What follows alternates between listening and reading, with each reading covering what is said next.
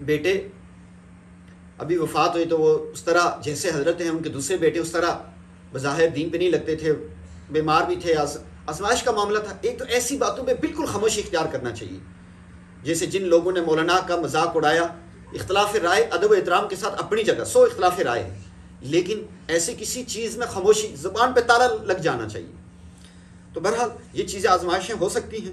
کسی اللہ والے کا، کسی بہت بڑے عالم کا بھی بیٹا بیٹی غلط راستے پہ جا سکتے ہیں، تو خاموشی اختیار کرنی چاہیے.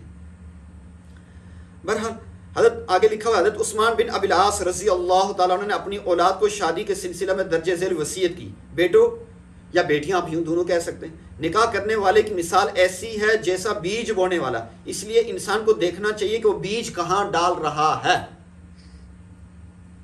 یہ سمجھدار لوگ ہیں، آپ خواتین سمجھ رہی ہوں گی بیج ڈالنے سے کیا مراد ہے. تو بیج کہاں ڈال رہا ہے؟ نچلی ذات اور کمتر خاندان کی عورت بہت کم شریف اور نجیب بچہ جنتی ہے. اب وہی بات ہے کہ نچلے خاندان کا بھی بچی وہ عالمہ بن سکتی ہے، وہ پڑھ لکھ کے اچھی بن سکتی ہے، ایسی کوئی اچھی صفات والی بچی ہو تو وہاں سے بھی شادی کی جا سکتی ہے. لیکن عموماً جو دین سے دور ہوتے ہیں تو پھر ان کے نچلے خاندان کے لوگ اور زیادہ پھر جاہل ہوتے ہیں.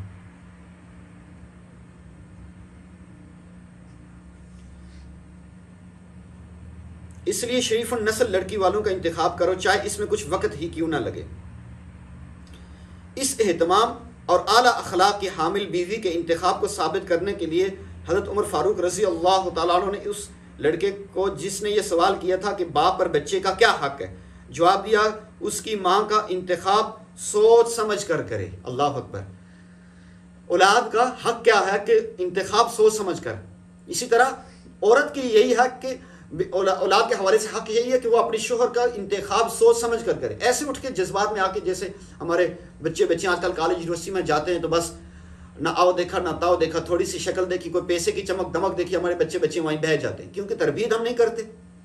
جب تربیت نہیں کرتے تو بچے بہہ پڑتے ہیں ایسے دنیا کی ظاہری شان و شوکت کو دیکھ کر، تو پھر اس کے اثرات کل ٹھیک نہیں پیدا ہوتے. اس کا نام اچھا رکھے اور اس کو قرآنی تعلیمات سکھائے. وہ جو سوال پوچھا نا کہ بچے پر باپ کا کیا حق ہے، جواب دیا کہ اس کی ماں کا انتخاب یا عورت کی ہوگا اس کا باپ کا انتخاب سوچ سمجھ کر کرے، اور پھر اس بچی کا نام اچھا رکھے اور اس کو قرآنی تعلیمات سکھائے. حضرت عمر فاروق رضی اللہ تعالیٰ عنہ، جن کے بارے میں پیارے آقا حضور خاتم النبیین صلی اللہ علیہ وسلم نے ارشاد فرمایا کہ میرے بعد اگر کوئی نبی ہوتا تو وہ عمر ہوتا، اگر کوئی نبی ہوتا تو عمر ہوتا. اتنے قابل صفات والے تھے. تو وہ فرما رہے ہیں کہ ہاں اچھے شوہر کا یا اچھی بیوی کا انتخاب کرنا چاہیے. موروثی اثرات کے علم نے یہ ثابت کر دکھا کہ بچہ پیدائشی طور پر ماں باپ کی اخلاقی، جسمانی اور عقلی صفات کا حامل ہوتا ہے. لہٰذا اگر آپ یہ چاہیں کہ یہ آپ کی اولاد نیک صالح، پاک باز، پاک دامن اور فرما بردار ہو تو حسن انتخاب کو مد نظر رکھ کر رفیق حیات کا انتخاب کیا جائے. اس میں ایک چیز اور ہے کہ بعض لوگ صحیح رستے پر نہیں ہوتے. کوئی لڑکا صحیح رستے پہ نہیں تھا، لڑکی صحیح رستے پہ نہیں تھی، لیکن بعد میں اللہ نے اسے ہدایت عطا فرما دی، وہ اس نے برائیاں چھوڑ دی. یہ بھی بڑی خاص بات ہے کہ اس نے برائیاں چھوڑ دی، وہ صحیح رستے پہ آ گیا. کسی ایسے خاندان سے، نچلے خاندان سے تھا، لیکن وہ دین کے رستے پہ چلنا شروع ہو گیا، اس کے اندر اچھی صفات آ گئی. تو ایسے لوگوں کو ہم نے ریجیکٹ بھی نہیں کرنا. یہ بڑی خاص بات. یہ ان لوگوں کے لیے ہے جو دین سے عاری ہوں، ان کی تربیت نہ ہو، بد اخلاق ہوں اور بد دینی ہو. یہ ان لوگوں کے بعد چھوٹا خاندان ہو یا بڑا خاندان ہو، چھوٹے خاندان والے بچہ بچی اگر اچھی صفات کے مالک ہیں تو حضرت بلال رضی اللہ تعالیٰ عنہ غلام تھے. آپ علیہ السلام نے کیسے عزت دی. جب وہ دین پر آئے تو بیت اللہ کی چھت پر کھڑے ہو کر آذان دیا کرتے تھے. ان کی آذان سن کر پیارے آقا حضور خاتم النبیین صلی اللہ علیہ وسلم نماز کی ادائیگی فرماتے تھے. اب وہ ظاہری طور پر یعنی خاندان چھوٹا خاندان تھا، یعنی غلام تھے، غلام سے آزاد ہوئے تو ظاہری طور پر اس معاشرے میں غلام کی حیثیت نہیں تھی. لیکن جب وہ دین کی طرف آ گیا، اس نے اخلاق سیکھ لیے، اس نے دین کو ترجیح دی، تو اب ان لوگوں کو بھی اسی طرح عزت محبت دینی چاہیے جیسے ہم اپنے برابر والے لوگوں کو دیتے ہیں. نمبر 3، شادی کے لیے دوسرے خاندان سے انتخاب. ہاں یہ وہی کہ بس ہم سید ہیں، ہم راجپوت ہیں، ہم سدوزئی ہیں، ہم ملک ہیں، ہم آوان ہیں، ہم بٹ ہیں، ہم جٹ ہیں، ہم فلاں برادری سے تعلق رکھتے ہیں، بس اسی برادری میں. یہ ہمارے پاس، یہ بھی ماؤں والدین کے لیے خصوصی طور پر میری درخواست ہے کہ والدین اپنے گھروں میں اپنی بچیوں کو باہر نہیں دیتے. آوان ہے تو آوان میں دیں گے، راجپوت ہے تو راجپوت میں دیں گے، فلاں کو نہیں دیں گے. یہ انتہا درجے کی جہلیت والی باتیں ہیں کہ اپنے خاندان میں کریں گے، بچی کا رشتہ باہر نہیں کریں گے. اور عجیب و غریب بات ہے کہ ایسے لوگ بھی دیکھے، ایسے والدین بھی دیکھے کہ نماز روزہ کرتے ہیں، بظاہر دین کی کچھ چیزیں بھی موجود ہیں، لیکن نہیں، لوگ باتیں کریں گے تو اس لیے خاندان سے باہر بچی کو نہیں دینا. تو بچی کی عمر 35 سال ہو گئی، 40 سال ہو گئی، خاندان سے باہر رشتہ نہیں دینا. میرے پاس رشتوں کے لیے لوگ رابطہ کرتے ہیں تو وہ شرط لگاتے ہیں، تو ہم کہتے ہیں بس اس طرح کی شرط والے پھر رشتے آپ کو جنت سے مل سکتے ہیں، ہمارے پاس تو نہیں مل سکتے.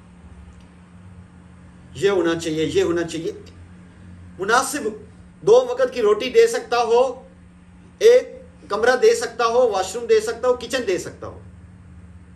میں ایک جگہ کوئی رشتہ لینے کے لیے گیا کسی کے لیے، تو ان لوگوں نے آگے کہا کہ ہم رشتہ آپ کو دیں گے، لیکن نہ آپ رشتہ فلاں مولانا صاحب دیں گے. ان کے خاندان میں ایک مولانا صاحب تھے، اللہ اکبر کبیرہ. دین والے لوگ دین والے ہوتے ہیں، جن کی تربیت ہوئی ہوتی ہے نا. تو یہ فقیر ان سے ملنے کے لیے گیا کہ بھائی ہم رشتہ مانگنے گئے تھے، تو انہوں نے آپ کے بارے میں فرمایا کہ فائنل بات آپ کریں گے، تو آپ کے مطالبات کیا ہیں اور کیا رشتے کے حوالے سے. انہوں نے کہا ہمارا کوئی مطالبہ نہیں ہے.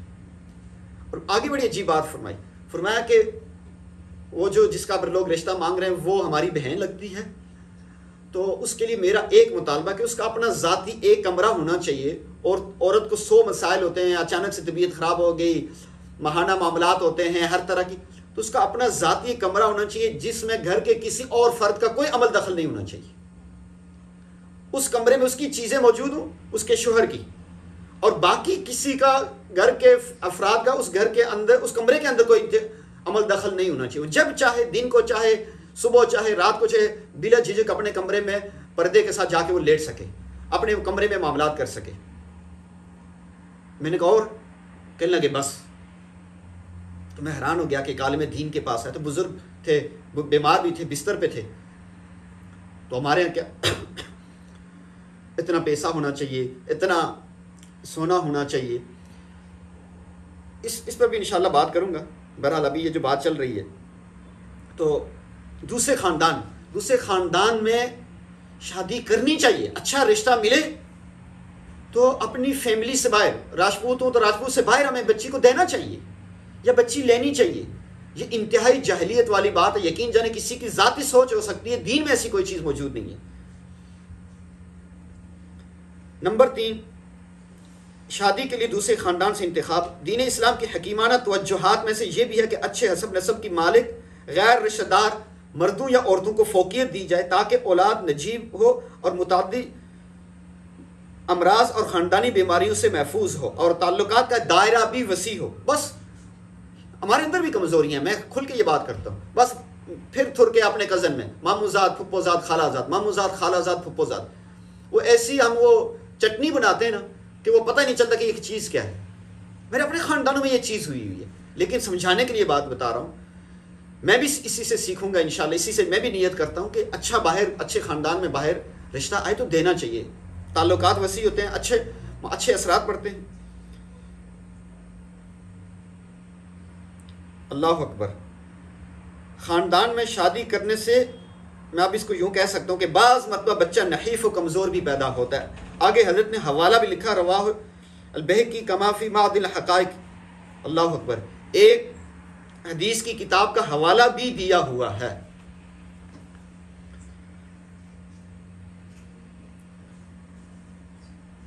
نبی کریم صلی اللہ علیہ وسلم نے 1400 سال پہلے جو بات صاف اور کھلے الفاظ میں فرمائی تھی، علم موروثیت نے آج اسے ثابت کر دکھایا کہ خاندان کی عورتوں سے شادی کرنے سے اولاد جسمانی طور پر کمزور اور عقل و سمجھ کے لحاظ سے بھی کمزور ہوتی ہے.